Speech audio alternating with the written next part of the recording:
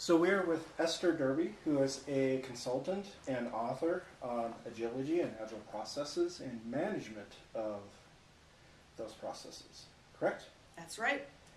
So how do managers tend to approach agile and the whole agile thing?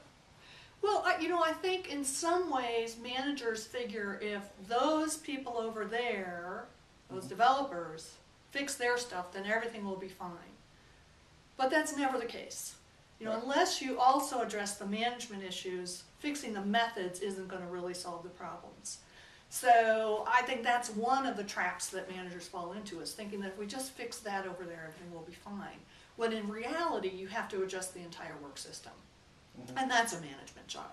And the work system includes how work gets prioritized, what gets prioritized, what are the structures that drive behavior in the organization, how do our policies affect people. It's everything that goes into the whole system that is geared to producing value for customers.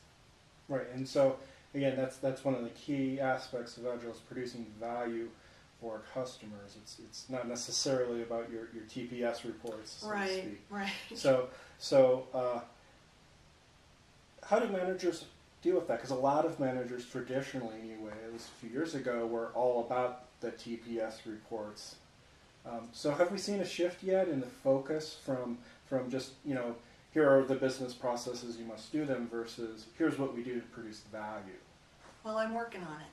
Right. I'm working on it. I can't claim complete success at this point, but I think there are more and more people who are seeing that the results that come out of the system are entirely predictable based on what the system is, and that if we really want to change the results, it's not about just imposing process or imposing methods. It's about looking at the entire system, right, measuring value from the customer point of view and aligning along that rather than just dictating methods.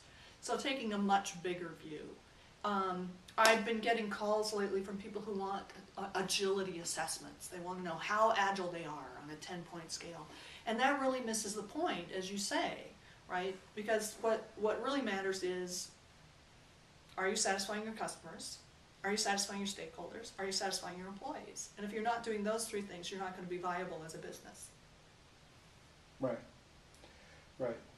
So the processes that we put in place to do those things, Agile tends to talk about product development and maybe sometimes about engineering techniques for doing that.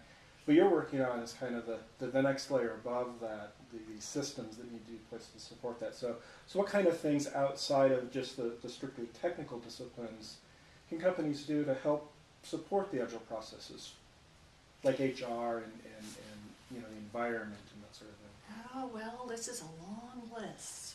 Yes. The first thing, I think, is to just become aware of the structures that are driving behavior in the organization, right? Because there are often visible structures that we're all aware of, but there at the same time are invisible structures that are driving behavior in the organization. So for example, if you say we have a team over here, you call it a team, but of the 5 people on the team, they report to 4 different managers or in 3 different buildings.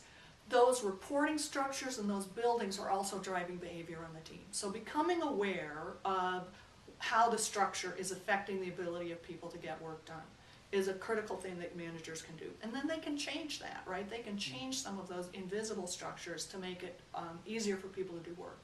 Then they need to look at the practices in the organization and how they are helping or hindering people getting work done. Looking at the level of approvals that are needed, looking at where decisions rest, whether the decisions are a bottleneck, and whether the people who are actually closest to the knowledge and information about the decision are the ones who are in a position and have the authority to make those decisions. So those are 2 things that managers can do that are fairly directly related to the team. Part of it is structures, part of it is looking at the decision-making processes.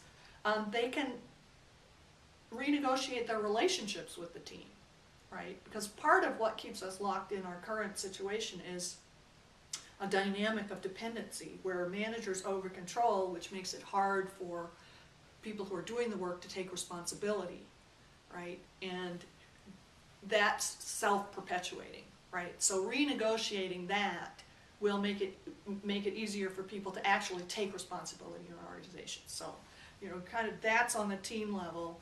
The structures are on the organizational level, which the structures often also reveal imposed coordination overhead, right? So managers get to deal with that. And then the level above that is the practices and policies in the organization. Like an HR ones are rather notorious for actually acting against people collaborating and getting work done.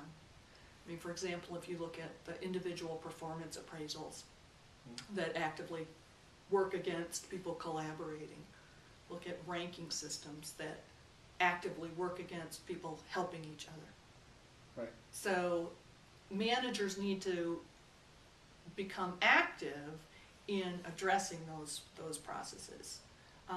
Many managers I talk to just say, oh, well, that's HR, we can't do anything. They mandate it, we have to.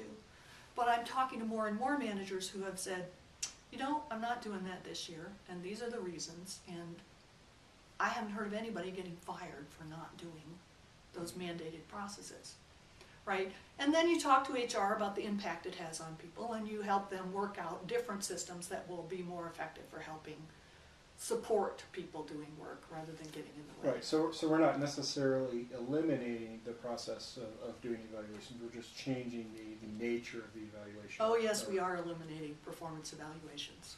They are almost universally harmful. It's not that people don't need to know. Get feedback. Absolutely they need feedback. Right, so we're not eliminating the feedback. We aren't eliminating the feedback, but evaluations aren't actually about information. They're about evaluation, and they're two very different things. Mm-hmm. Right? People do need information about how they're doing their job. I think one of the best ways is to build feedback into the work, so that people, so people know right away if they've made an error and they can fix it and learn from it. And the XP engineering practices do that beautifully.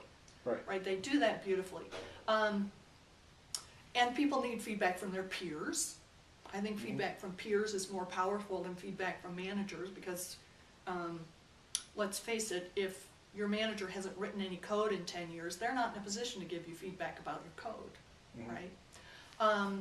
But managers do have the job of making a judgment about whether someone is doing their job correctly or appropriately for the job they've been hired to do, right? They have to make that decision sometimes. That's legally, that's still part of their responsibility. But I think it works best when the feedback about the work comes directly from peers, comes from the work, and then managers have the responsibility for handling a situation where someone isn't able or willing to do the job they've been hired to do. And waiting for the annual performance review to do that is really a bad thing. Right. Yeah. Right.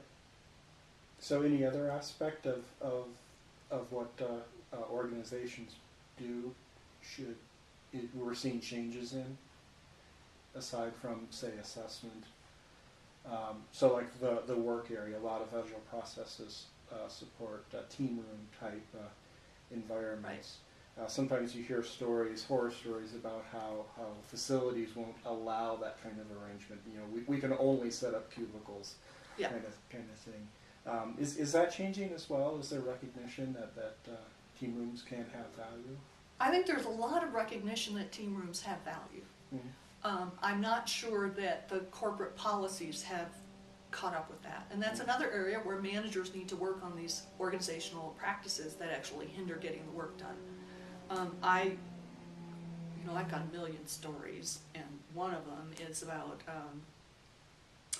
an organization that had these very strict rules about if you had a certain grade level, you had to have this sort of office, and you could only have this sort of office.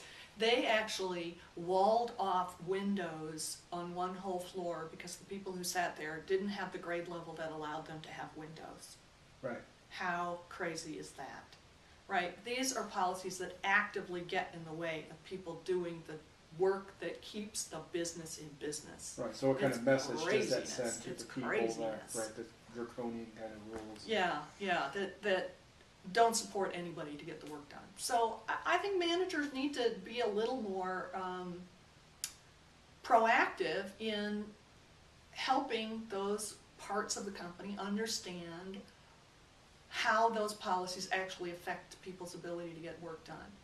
And the people who are designing organizations, the people on senior management, need to really take a look at, are these departments actually helping us get the work done, all these staff functions, or are they getting in the way?